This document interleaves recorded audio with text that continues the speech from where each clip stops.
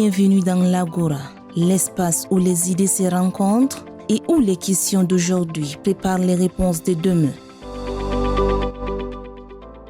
Bonjour à toutes et à tous.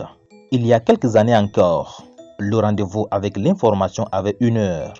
La radio annonçait les nouvelles, les journaux racontaient les événements, les journalistes prenaient le temps de vérifier, de recouper, d'expliquer. Aujourd'hui, tout a changé. L'information se tient désormais dans la paume de nos mains. Un téléphone, une connexion, quelques secondes et le monde entier s'invite chez vous. Au Tchad, comme partout en Afrique, les réseaux sociaux ont ouvert une nouvelle ère. Ils donnent la parole à ceux qui ne l'avaient pas.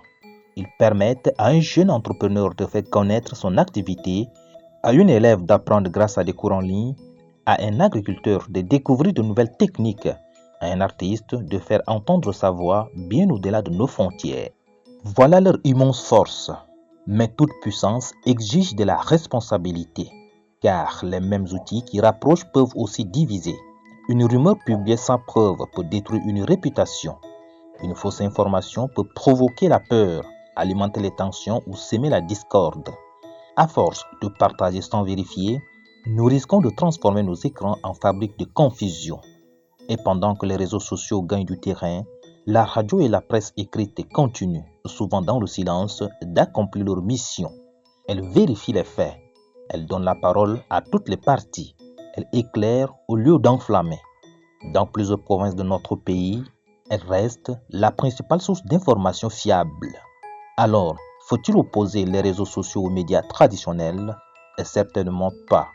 L'avenir appartient à ceux qui sauront les faire travailler ensemble. Les médias doivent investir le numérique sans renoncer à leurs exigences de vérité.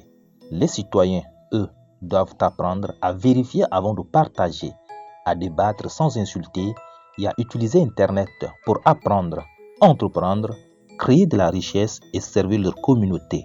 Car un téléphone peut devenir une école, une entreprise, une bibliothèque, une fenêtre ouverte sur le monde. Mais il peut aussi devenir une arme si nous en faisons un mauvais usage. Le numérique n'est pas notre ennemi. Notre véritable défi, c'est notre manière de l'utiliser.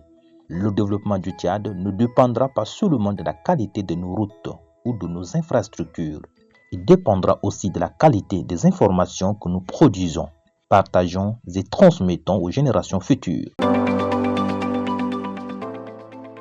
C'était l'Agora, présenté par Djingawane Stéphane. Rendez-vous lundi prochain pour un nouveau regard sur les grands défis de notre société. D'ici là, restons curieux, responsables et engagés. À très bientôt.